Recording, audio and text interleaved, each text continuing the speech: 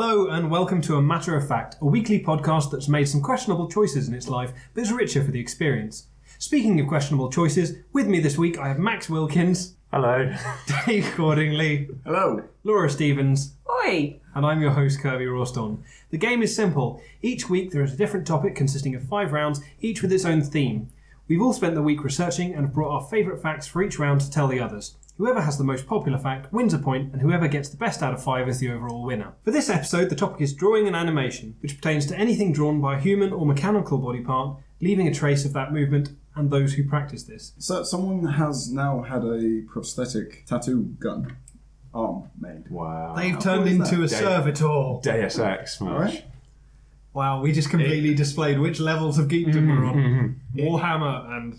Round 1 is achievements, and first up we have Dave. Okay, I've got a bit of a weird fact about using animated software to make an animation. A team of Minecraft players spent about a year trying to make the whole continent of Westeros from Game of Thrones. For anyone who is unfamiliar with Minecraft, in this game you can essentially build anything you can think of out of 1 meter squared cubes. And for anyone who is unfamiliar with Game of Thrones, get your head out from under that rock and go watch the show. Or read the book. Surely the subtitle for Matter of Fact is We Drink and We Know. Yeah. This could be changing, yeah. Instead of a podcast for geeks, perverts and weirdos, this is we drink and we know things. Anyway, this build is 59,000 blocks by 22,000 blocks in size, making it well over 500 square miles in total, making it about the size of Los Angeles, well, in real life. The team have made all the notable points from the books and show, including Winterfell, the Red Keep, the Iron Islands, King's Landing, and the fact that King's Landing contains 3,000 individual buildings and even an accurate sewer system is an achievement in itself to me. I'd be quite impressed if they made a working sewer system in Minecraft. Yeah. That's dedication. I'm wondering if that can be translated into the virtual reality Minecraft version for the HTC Vive. Yeah, it's as far as I can tell, it's In just which plug case, I'll see you guys later. I'll be lost in the air for a bit. The guy who I was reading the fact from his page review of it, he was following what's his name? Dies in Everything. Sean Bean's character. We all know exactly. Hang on. Spoiler. Sean Bean. Winter is coming. Yeah. He followed his initial path through Westeros, and it took him like an hour straight before he just got bored and stopped. There's another one. It may be the same people, unlikely, but there's a almost fully realised Middle Earth in Minecraft as well, with Minas Tirith and everything. Cool. That was a good one. But I was going to say, the only thing I wanted to say was that as soon as you started reading your fact, I looked to you guys. I wanted you all to start singing together. No. But we can That's do already that. been Just done. recap it. No. It's all right. We'll get a recording at the end, and I'll just play it over the whole episode. No. We'll just all In the background. Yeah. Every time As you a talk. faded intro.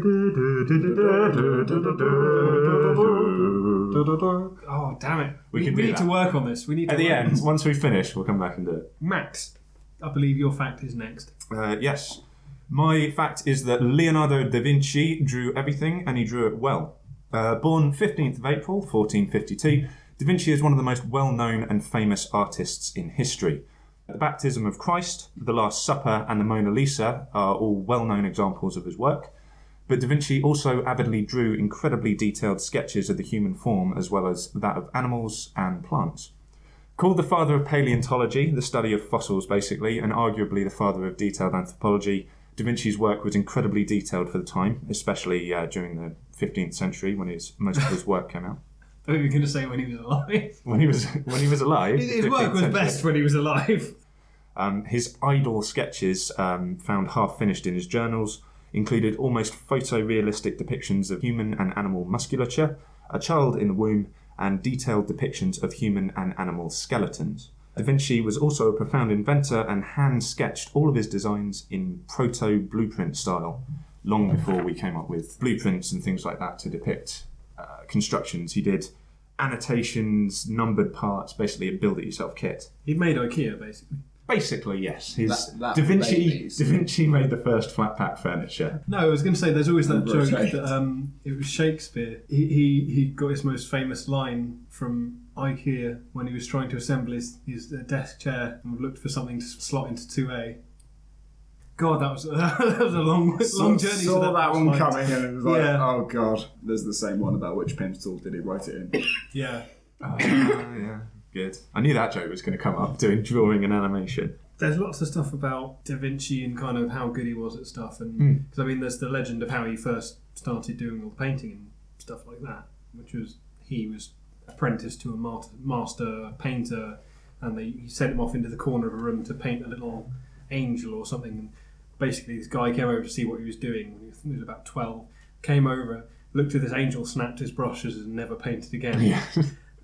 Son of a bitch. Well, I think they remained quite close friends and things. It was more of a gesture of respect. What's the point in teaching this kid if he's already better than me? Yeah. The common myth that I've heard cited a couple of times is supposedly being granted entrance to essentially university for the ability to draw a perfect circle. Without any aid or anything. Yeah, that was one of his skills. Oh, fuck, I paid £9,000. Yeah, I was going to say. If I knew I could have done it with my wrist action, I would have been right. I'd have been practicing for months. Fuck going to college and studying engineering. Just 2 years studying how to paint a fucking circle, and there's your entrance. Yeah. I didn't know that back in the day that entrance to universities was essentially, Italy's Got Talent. What? Just a tribunal. What can you do? I can draw a circle. You mean? Yeah, no, he also drew a series of pictures that looked as though they were in motion and things like that. So it wasn't animation in the sense of it was moving, but it kind of gave the impression of movement. Yeah, it sketches unbelievably detailed. Well, I do have a favourite Da Vinci quote, if there can be such a thing, I guess. It's me, Da Vinci! There are such things because you've got them written down on a piece of paper in front of you. We warmed up for this. Do it, read it. Drawing is based upon perspective, which is nothing else than a thorough knowledge of the function of the eye. Except he said it in Italian. I was going to press her to... Drawing is based upon perspective. It's based on the perspective. Mamma mia. No, let's not do Mamma that. mia, the stereotypes that are coming out tonight. Man, that's a spicy sketch of the human skeleton. A quick shout out to all our Italian fans. We are so sorry. Laura, I believe you have an interesting fact. So, the guy that first discovered the rubber, as in the eraser, Thank you. is also the guy that discovered oxygen, basically. I'm going to put my hand up. Okay, Maxwell. You can go to the toilet. I'm fairly certain you can't discover a rubber. It's not an element, a new planet, or a new land on this world. So he invented a rubber. He invented the rubber after discovering oxygen. I'll start again. Rubber's a plant, though. Well, it is derived of a plant. The same guy who discovered oxygen helped to invent erasers.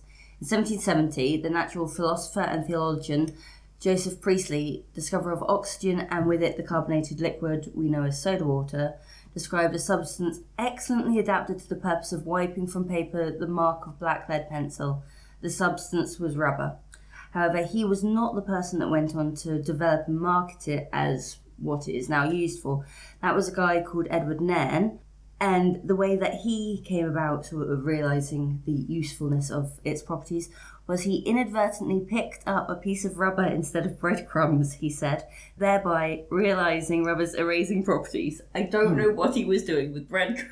They used to use it to erase things because it was absorbent and spongy. Because they used to use it for ink as well, because it would, instead of blotting paper and things like that. Absolutely, because erasers don't just work manually; they work chemically in the way that they actually remove the graphite from the paper. Erasers work because the polymers that make them up are stickier than the particles of paper. So graphite particles end up getting stuck to the eraser instead. They're just sticky magnets, really. Something as low tech actually spawned one of the most high tech things we have, and that's I know it's not a rubber, but pencil, graphite, and sellotape has essentially given us graphene, one of the world's super materials. Is this the superconductor? This is new to me. It's something like has 1,000 times the tensile strength of steel, weight for weight. Ah, But yes, I it's do an know atom this stuff. thin. It's an atom thin, Yeah. but it's graphite that's been broken down to sheets of. Now, the way they essentially came up with this was to grind a pencil onto sellotape and just keep doing that. Really? Yeah, and just I have heard of this stuff. It's like a nano mesh. yeah. And you can It's one strain atom thin across. poisons out of blood and stuff like that. It has every application you can think of. Yeah, the fact that you could just drag it through salt water and just Yeah, be that's left it. with That's water. the thing that I heard. Yeah, And You could that's literally mad. abstract the salt from salt water. This is going to be the Just beginning by of Star Trek, basically. Yeah. Or Star Wars, depending on which faction you belong to. I prefer Star Wars, but Me too. On this podcast, we tend to I talk think- about Trek more. I personally feel Trek.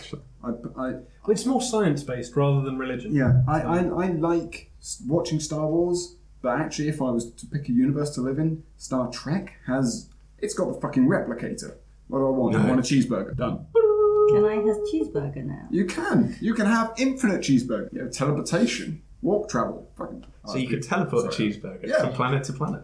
And that's why. Warp travel. Yes, but you you could don't order a have cheeseburger. lightsabers. You could order a cheeseburger in a different star system, and it could be with you within seconds. The cheeseburger applications are endless. I've seen a lot of YouTube videos for this whole kind of which would win, the Death Star or the Enterprise, and it's the Enterprise, but not for any of the reasons that they've gone into. Because They the have- Death Star doesn't work.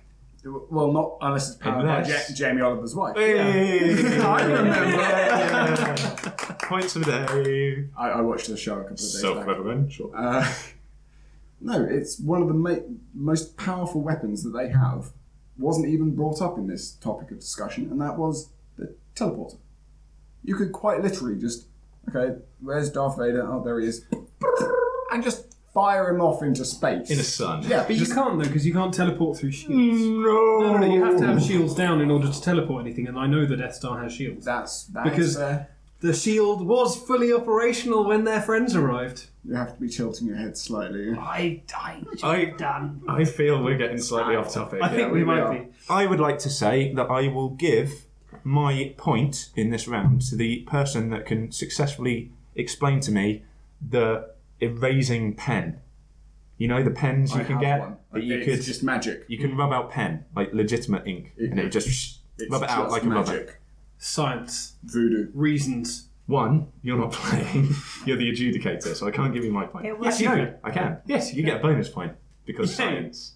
Does anyone actually know how the erasable pen works? I said voodoo.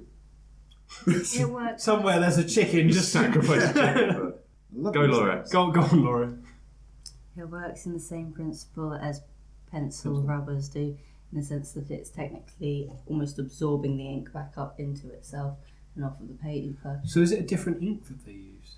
It's got It's got slightly different chemicals so that it can actually just sort of Be transpose done by- itself back up, which is why you generally shredded your school books whenever you had one, because it was like normal biro, one of the rubbers that had the half red, half blue, Yeah. shred, because it's not going to absorb up. So whereas if you used a more liquid ink, Oh, like a fountain. like a fountain pen, that's going to effectively sort of blot it up and take it up.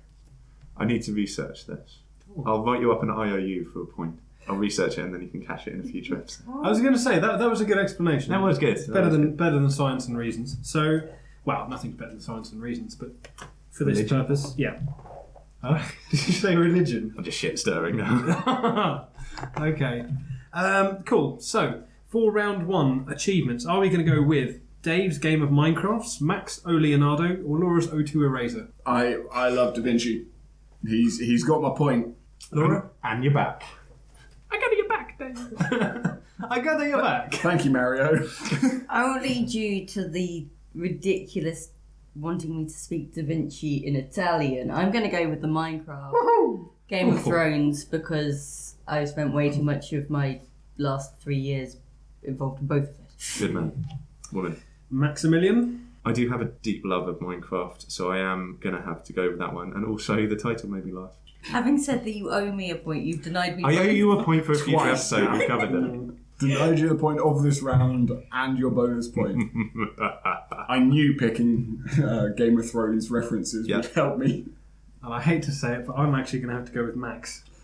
Ah! So Max and Dave both get a point for that round. Hey. Sorry, I love Leonardo and he's very good. Eiffel Tower.